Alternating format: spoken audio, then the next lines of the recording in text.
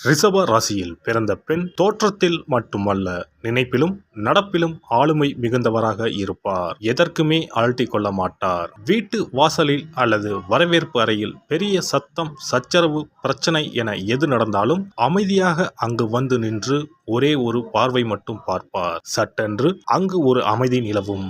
சூழ்நிலையை புரிந்து கொண்டு அவர்களுக்கு சில வார்த்தைகளில் தீர்வை சொல்லிவிட்டு உள்ளே சென்று விடுவார். சத்தம் தானாக அடங்கிவிடும். பிரச்சனையும் தீர்ந்துவிடும்.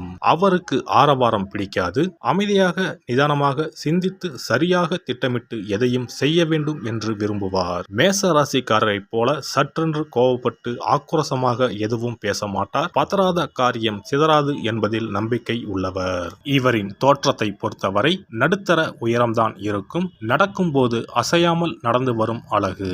பார்வையிலோ உடல் அசைவிலோ எந்த உணர்ச்சியும் காட்டாத நிதானம்.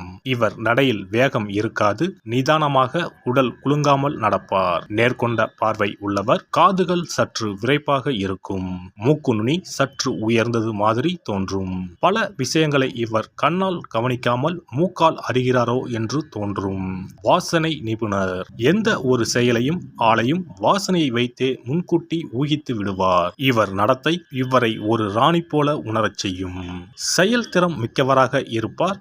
நடந்ததை பற்றி கவலைப்படாமல் அடுத்து என்ன என்று ஆலோசிக்க தொடங்குவார். வெட்டியாக புலம்பிக் கொண்டு இருக்க மாட்டார். நடந்த செயலுக்கு அடுத்தவரை குற்றம் சொல்வதும் அவர்கள் மீது பழி போடுவதும் இவரிடம் இருக்காது.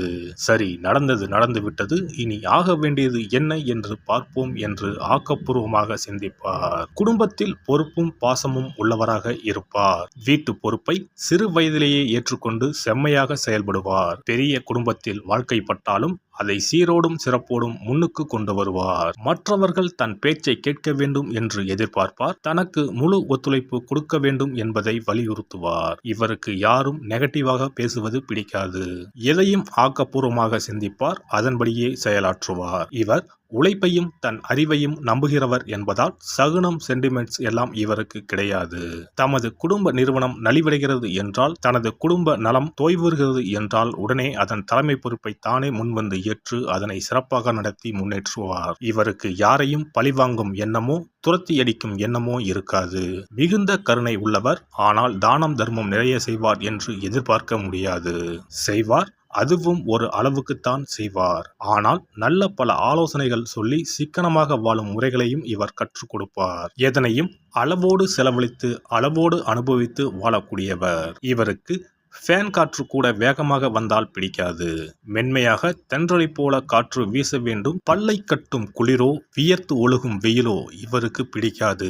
வியர்க்காமலும் குளிராமலும் இருக்கும் மிதமான தட்ப வெப்பத்தையே இவர் விரும்புவார். இதனால் இவர் பெரும்பாலும் சுகமான கிளைமேட் உள்ள இடங்களுக்கு சுற்றுலா செல்ல விரும்புவார். கண்முன்னே விரிந்து கிடக்கும் கடலை பார்க்க ஆசைப்படுவார். உயரத்தில் இருந்து கொட்டும் அருவியை பார்க்க ஆசைப்படுவார்.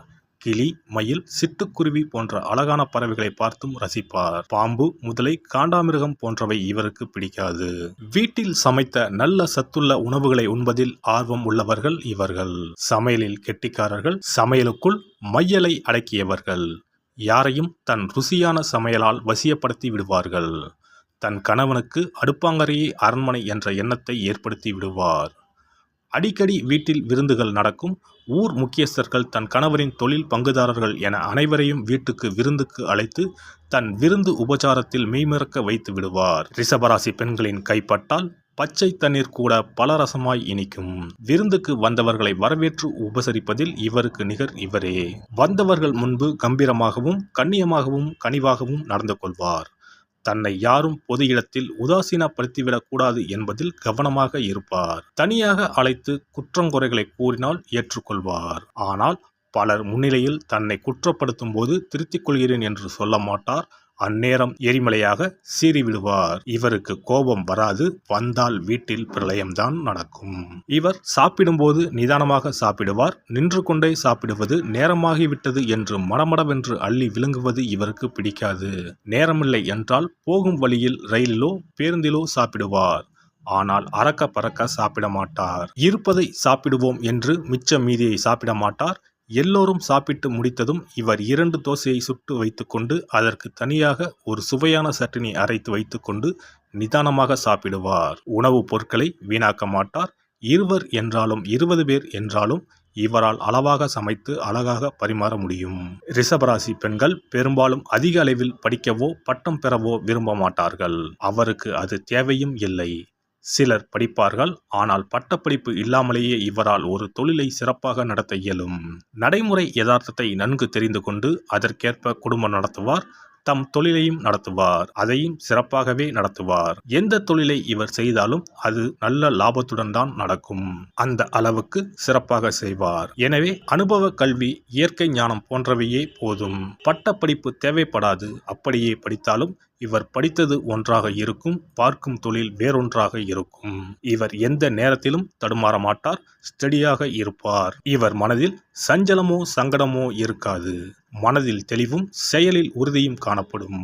சிக்கலான சூழ்நிலைகளில் வீட்டில் இருந்தபடியோ வெளியில் சென்றோ வருமானம் ஈட்டி வீட்டினருக்கு கொடுத்து உதவி குடும்ப சிக்கலில் இருந்து மீட்டு வருவார். ரிஷபராசி பெண்கள் தாயாக அல்லது குடும்ப தலைவியாக இருக்கும்போது மிகுந்த கண்டிப்புடன் இருப்பார். இவருக்கு வீட்டில் இருக்கும் பெரியவர் முதல் குழந்தைகள் வரை பயப்படுவார்கள். அனைத்தும் சுத்தமாக இருக்க வேண்டும். எடுத்த பொருளை திரும்பவும் எடுத்த இடத்தில் வைக்க வேண்டும். அந்தந்த நேரத்தில் அந்தந்த வேலையை முடித்துவிட வேண்டும். வேலைகளை பெண்டிங் வைக்கக்கூடாது. எது செய்தாலும் அதை முறையாக ஒழுங்காக செய்ய வேண்டும். இவருக்கு சாமி அறையில் இருக்கும் சுத்தமும் நறுமணமும் குளியல் அறையிலும் இருக்க வேண்டும். மாலை வேளைகளில் இப்பெண்களின் வீடுகளில் விளக்கேற்றும் நேரத்தில் பக்தி பாடல்கள், ஸ்லோகங்கள் ஒலிக்க கேட்கலாம். பாட்டு கேட்டுக்கொண்டே சமையல் செய்வது, தையல் தைப்பது இவர்களின் பழக்கம். வெறுமனே பொழுதை போக்கக்கூடாது என கருதுவார். அதே சமயம் பாட்டு கேட்பது இவருக்கு ரொம்ப பிடிக்கும். எனவே இரண்டையும் இணைத்து ஒன்றாக செயல்படுவார். சுக்கிரனின் ஆட்சி அதிகாரத்தில் உள்ள ராசியில் பிறந்த இவர்களுக்கு ஆழமான அலட்டாத காதல் மிகவும் பிடிக்கும். சந்திரன் உச்சமாகும் ராசி ரிஷபம் என்பதால் இவர்கள் மன நிறைவுக்கு அதிக முக்கியத்துவம் கொடுப்பர். காதல் என்பது மனமும் உடலும் இணைந்து செயல்பட வேண்டிய ஒரு அற்புத உணர்வு என்று இவர்கள் நம்புகின்றனர். எனவே இவர்களிடம் காதலை சொல்வதோ காதலை மறுப்பதோ எளிதான செயல் அல்ல. ஆற அமர யோசித்து பல மாதங்கள் பல வருடங்கள் கழித்து கூட இவர் தன் காதலை வெளிப்படுத்தி உறுதி செய்யலாம். அதுவரை பொறுத்திருக்கும் ஆண்கள் அதிர்ஷ்டசாலி. காதலில் இவர் மிகுந்த நேர்மையை எதிர்பார்ப்பார். மொத்தத்தில் நிதானம், நேர்மை, நிச்சயம் என்பது ரிஷப ராசி பெண்களின் லட்சியம்.